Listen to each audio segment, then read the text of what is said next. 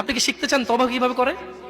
খুব সহজ, কোনো হুজুর লাগবে না, কোনো কোরআন খতম লাগবে না, কোনো কাউকে দাওয়াত দেওয়া লাগবে না। দিন হতে হবে জরুরি নয়, রাত হতে হবে জরুরি নয়, নামাজের সময় হতে হবে জরুরি নয়, জরুরি নয় ওযু থাকতে হবে। তওবা এখন এখানে করা যায়। মানে রিটার্ন। তওবা মানে কি? রিটার্ন মানে ফিরে আসা।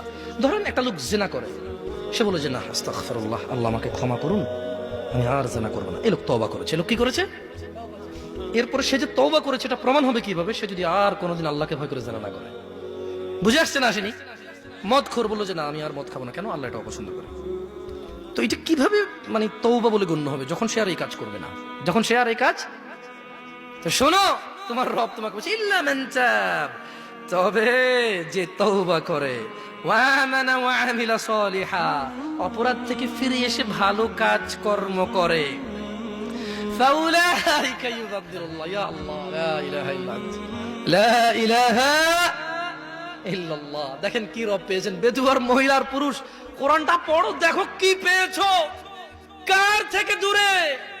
মা গররাকা বিরাব্বিকাল কারীম ইয়া নাস, কিসে তোমার এত দয়ালু রব থেকে তোমাকে দূরে রেখেছে? কি তোমার রবের দয়া দেখবে? বলছেন যে ফাউলাইকা ইউবাদদিরুল্লাহু সাইয়্যাতিহিম হাসানাত, বলছেন যে আল্লাহ তোমার অপরাধকে নেকিতে পরিবর্তন করে দেবে।